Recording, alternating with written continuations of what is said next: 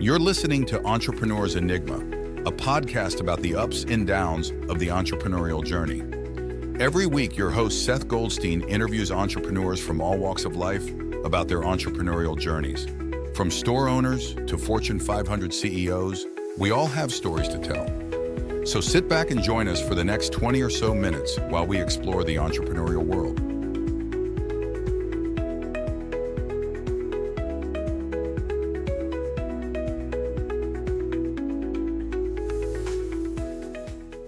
Hey everybody, welcome to another edition of the Entrepreneur's Enigma podcast.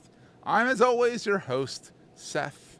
Today I have Dr. Greg Hutchings, who is the president and co-founder of Lectrolyst. Did I get that right? You got that right, yeah. Ooh, yeah.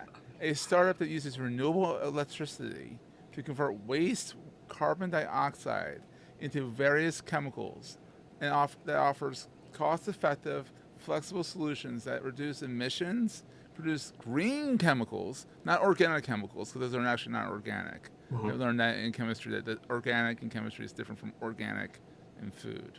Mm-hmm. Random knowledge when you're a journalist. You pick up this stupid stuff. It's like, I didn't know that was that. So produces green chemicals and feedstocks for bioengineering. Before all this, he was focused on designing and engineering catalysts for better energy conversion. So you've been very much in the energy space this whole time. He started his post-high school endeavors at University of Florida. And then he went to University of Delaware, go Blue Hens, yay! Yeah. He got his Ph.D. there. And then he went off to Yale to do his postdoc. And then he's like, I'm not done yet. I want to go back to Delaware. And he did a postdoctoral innovations fellowship through the Horn Entrepreneurship Center at the University of Delaware. And that's where you're currently housed, in and around University of Delaware, which is kind of cool. Yeah, well, thanks for having me on, Seth. Like, right now we're in Wilmington, which is 20 miles down the road. Is it up northern Delaware is either Newark or Wilmington. And that's pretty much all it is up there. That's pretty much it. And for everybody else, you just drive through it in a span of, 25 minutes as you're on the way to somewhere else on 95? On 95, you kind of clip. You go through Wilmington, you kind of clip Newark on the way out to Maryland. So. Yeah, they get you with a toll, though, on the way. Both ways. They do. Yeah. And unless you know how to get around it. And the way to get around is in Newark. 96, and you go up and around. Yeah. I mean, I did that all the time because you don't spend 5 years in... It is. Yeah, you don't spend 5 years in Delaware without knowing how to get around it. Exactly. They know it. And I think there's some talk that they're going to put a toll on Elkins Road at some point, back in the early aughts, and everyone was like, no, don't do that. And they didn't. Really? Okay. I didn't know about that. There was some talk about it. Not sure if I don't think I can actually figure out how to do it, but because they wanted to get the toll money one way or another. Yeah. So, go figure. Government, right? So how did explain to me explain to all of us, Greg, what the heck you do. I mean, because I kind of sized it up. I was completely cheating over here because I was reading your bio because I couldn't. There's no way I could have gotten that out on my own. But so, give us a summary of like Electrolyst and what you're doing. Well, the best way to think about it is that we convert carbon dioxide into more useful chemical products. That's the top line summary of what we do. And even from the beginning, when I founded the company and co-founded it with my the academic team member that we have as part of the co-founding team, we were really centered around the desire to reduce carbon emissions overall and find a way to harness it. So I think there's a lot of talk about this, and I'm sure you've heard about all sorts of different solutions that come into play. But if you're going to do something with carbon dioxide, I think what most people think about right away is what we call sequestration, which is just shoving it in the ground. Yeah, that's one way of doing it. So if we don't want it, we shove it in the ground. Nuclear waste, go to Yucca and shove it in the ground.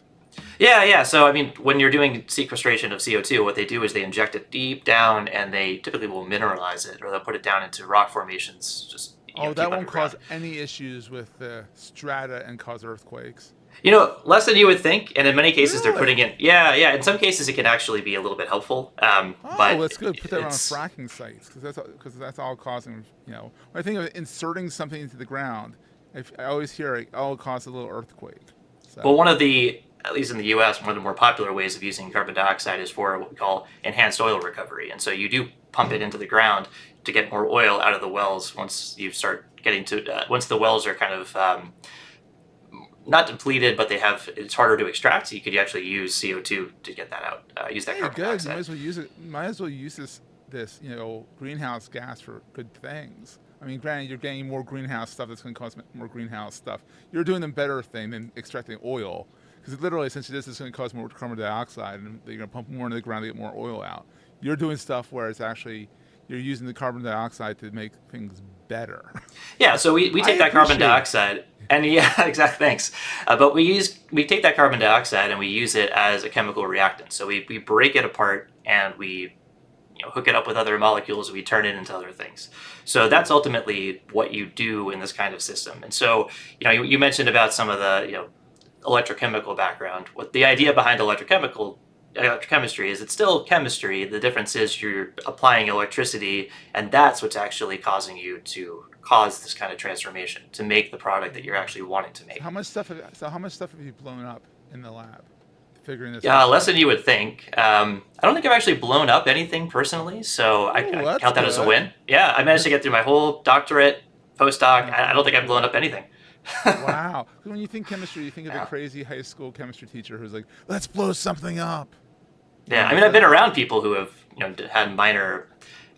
It's not really real explosions, but we did at least have one case where I walk into a lab and just find glass all over the floor and find out something didn't go so well. Fortunately, no one was there, but we try the chemical industry and even chemical training. We do as much as we can to promote safety, and so as long as you're following good operating principles, you have a good idea of what reactions are going to be taking place, you're not really going to end up in situations like that. Yeah, because flying beakers are not exactly a safe way about going about business. No, I mean, high school chemistry can be a nightmare for that. All kinds of things. You have a bunch of knuckleheads with their frontal medullas are not fully formed. And, the science teachers probably sniff too much chemicals as it is, just being in that room all day. So it doesn't make for a very safe instance. So have you always wanted to do the chemistry route and do all the science side of things versus other endeavors in the entrepreneurial world? Yeah, I mean, I have. Well, I'll be honest. When I started the company, even as I was getting into that, or even going back further in my training, I had never really anticipated becoming an entrepreneur at all. I always considered myself much more on the science side of things. I always had an idea where I wanted to make sure that whatever I was working on, I could see the application very clearly, and I could see, okay, these are the things that this is how it's going to be useful. This is how we can make something out of it. But I never really considered myself an entrepreneur for that. It sneaks up on you. It did. We're going to take a quick break here from our sponsors and get right back to the show. Yeah, it did. Wait, now I'm on my own? When did this happen? It did, and part of it was also recognizing skill sets that I had been picking up along the way were really similar to the skill sets I would need to try to transition this into market. If you're trying to become an academic or you're going into that kind of laboratory, you need to get funding from people. You need to be networking with people so that way you actually have a chance of doing cooler things than you could do on your own. It's a lot of schmoozing. It's a lot of schmoozing. There's a lot of that, but there's also just a lot of the soft skills that then build up. And then eventually, when there was an opportunity to work with this particular technology that we used to form Lectrolyst, I already had kind of an inkling that maybe entrepreneurship was the way to go with this. And especially if we wanted to bring this into market, I really needed to do it myself. I couldn't offload this onto somebody else who was going to be the tech transfer person. I needed to make sure that I was steeped enough into this. Exactly. But part of it is... See it through, yeah. Yeah, I mean, part of it's that, but part of it's also just...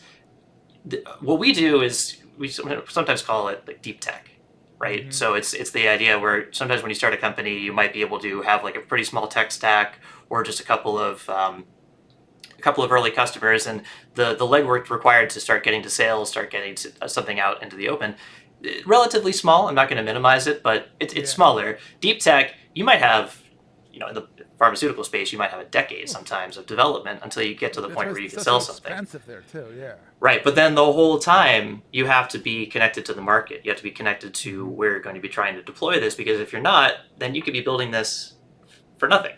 Exactly, and it's expensive to build this stuff for nothing. Right, because you're not talking about a couple $1,000s here. It's millions and millions of dollars to get this stuff to market. And that's in the low end. Yeah, exactly. And we're doing it with... In science, when you say $1 million, or a few million. That's like a few thousand in like marketing. Like it's because it's a lot of you go through a lot of things. You get a lot of funding that needs to happen. Oh my God! I know my dad's a microbiologist, and he's constantly like, "We found more funding, but that's going to last like 3 months." I'm like, well, "How much funding did you get?" He's like, "A few million." I'm like, "What?" Yeah, I mean, Like give me burn $1 million, rates are high. I'm good Yeah. for like 2 years. Like seriously, it's like seriously, like give me $1 million, I'm set. No, not quite set. I have a 12-year-old who likes to game, so it's never that never that cheap. So, you've always wanted to be. You've always been a science kid, I assume. Yeah, I mean that's definitely true. Like, you got me pegged on that one. Yeah, like in high school, everyone's like, Greg's gonna be doing something with sciences, and you knew your chemistry teacher and all that stuff. So. Yeah. I mean, I didn't really have to think very hard for what I wanted to do when I went into undergrad, for example. I That's already nice. had an idea for that. 'Cause I know so many kids. Like I went in as at Delaware. I went in as a history major because I was like, I like history. What are you gonna do with that, Seth? I don't know. I'm gonna do something I want. I'm gonna enjoy my college career. Then I got the journalism concentration, and actually that became my career. So I kind of made. That's the only ROI I got at Delaware, besides having fun, was literally I went out and was a journalist and I've used the journalism training throughout my career. Hmm. But like, literally, the ROI was the journalism, not the anthropology, not the political science, not the history, the journalism.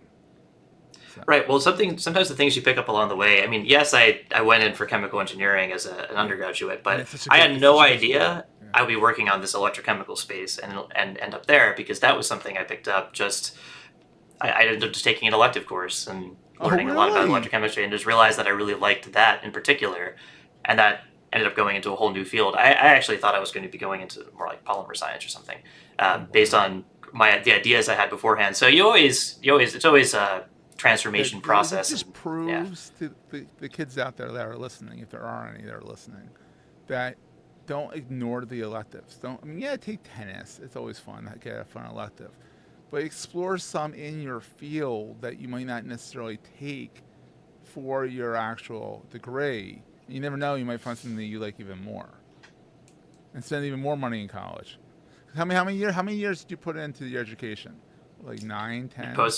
Yeah, after high school, I guess 2010 through, I guess 2006 through 2015 was the initial undergrad plus doctoral work, and then I did 2.5 more years of a postdoc. And then I Jeez. did the entrepreneurial postdoc, but that was different because the entrepreneurial postdoc you mentioned, that was to Yeah. help spin out technologies. And so ultimately that's how we were able to spin out the technology, the electrochemical technology that became Lectrolyst from the university. We're no longer in the university or at the university, but we spun out that technology, licensed it It's into the kind of company. cool. I wish when Uh, I was at Delaware in the aughts, I graduated in '04. I wish they had an entrepreneur. They had Horn at that point. They didn't. It's a really cool space. That was something that wasn't even there when I was doing my doctoral work. It started coming into like towards the end of it, and then ultimately I realized it was there, but never really realized how much it was going to be helpful until I was trying later on to start a company and realized, oh, there's this resource, and it's also geared towards helping people who are graduates of the University of Delaware.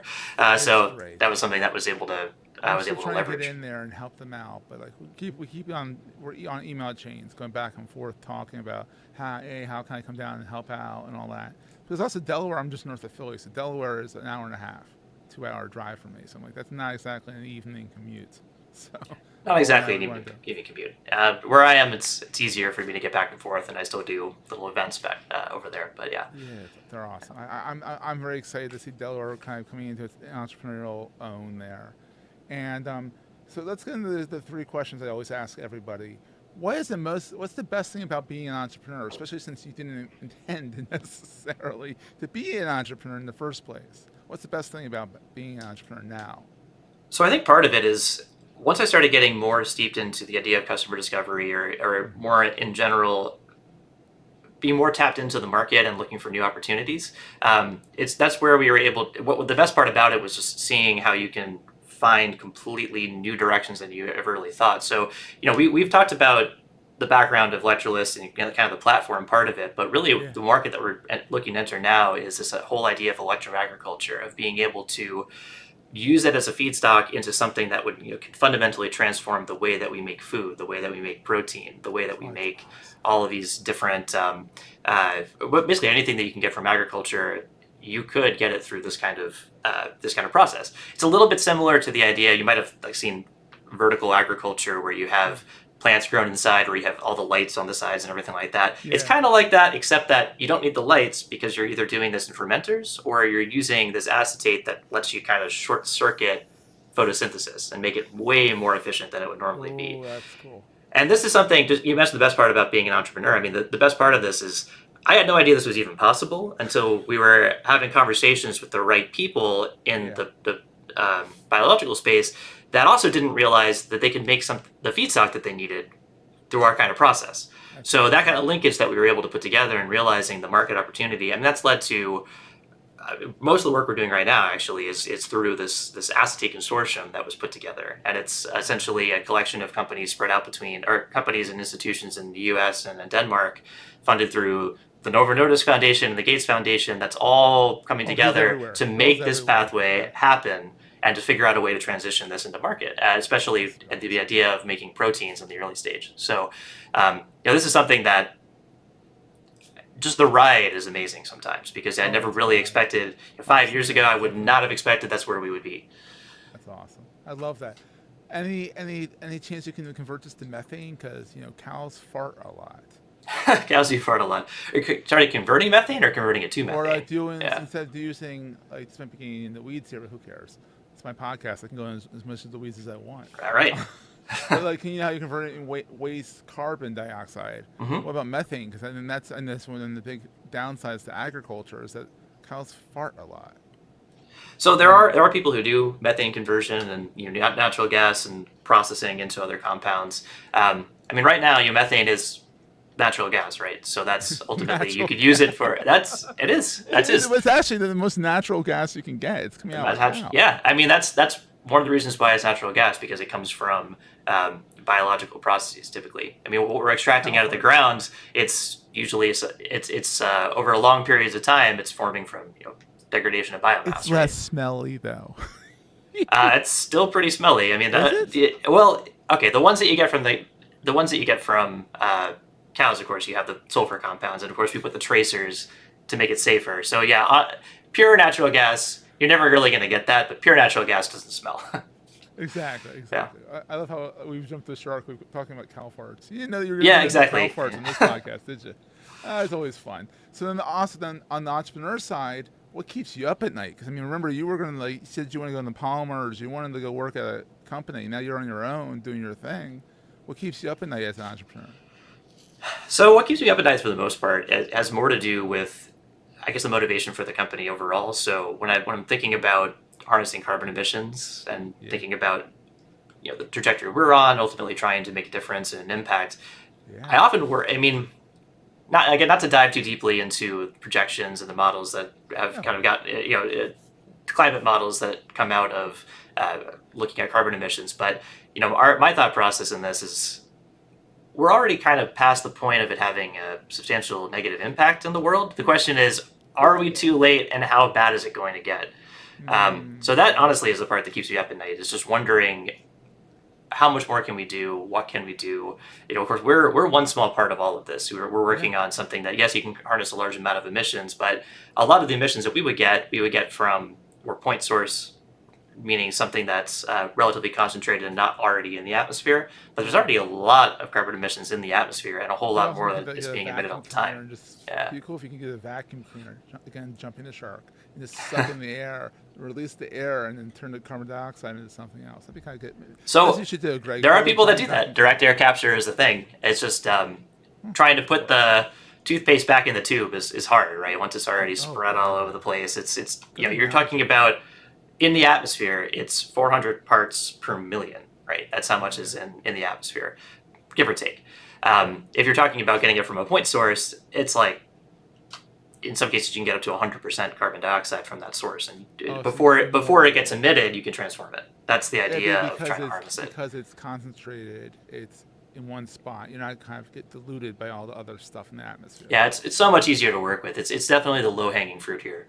Well, and then you can master it, get it done, then maybe you start vacuuming the air. Yeah, and so there are companies that work on direct air capture, and when that becomes the more viable way of getting the carbon that we need, that's how we can use that carbon. That's wild. Well, hopefully we can do something like that. Yeah. And then what is the most important thing to carry with you all the time? Like it can be as metaphysical and woo-woo as you want to get, or as simple as you want to get.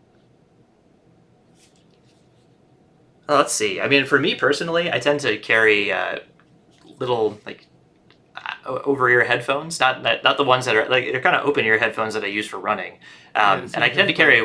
Yeah.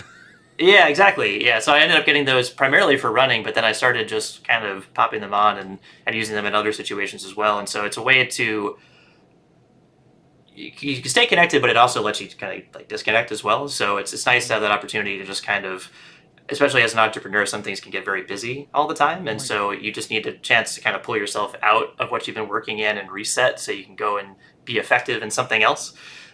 So whether you're working on, in my case, the technical development, or I need to go jump into a business meeting, or I need to go spend an afternoon fixing accounting, depending on how things work. Yeah, you have to do every little part of it when you're an entrepreneur, and so having that ability to kind of disconnect and having that kind of nearby at all times, it's again, this is less metaphysical than I think maybe some answers might be. But pretty woo-woo for a physical object. Yeah, no, I get that, because and also with the open ear headphones, your kids need you while you're doing your accounting. You can still hear them, and they're not screaming at you, "Daddy, Daddy, Daddy." Right. So my kids are 5 and 2, so there's a lot of that. There's a lot of that going on.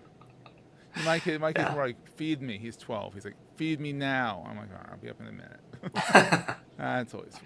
So you know where the pantry is. Yeah, exactly. Dr. Greg, thank you so much for being on the show. This is fun. Go Blue Hens. Go Blue Hens. Thank you for having me. But you're also a Gator, aren't you? I am Gator too, yeah. Gator. Yeah, Gator. Florida Gators. Exactly. So they don't play each other, so it's good. You can root for the Blue Hens and root for the Gators, and Oh, there's still a rivalry between the two of them. Is there? Yeah, it depends on how strong the two teams are, but there have been some times where the two of them were both national champion contenders at the same time, and those are exciting times in the world of sports, especially when you're in Gainesville. You have a flag that's like cut in half.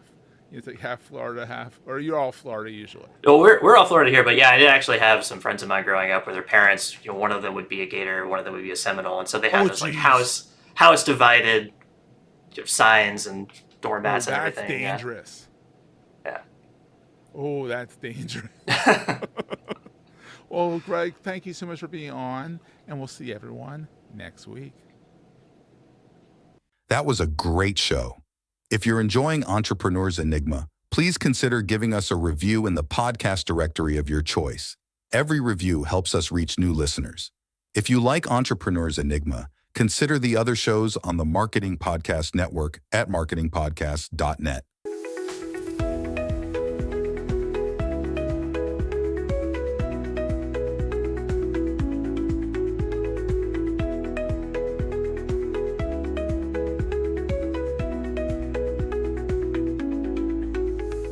Goldstein Media hopes you have enjoyed this episode.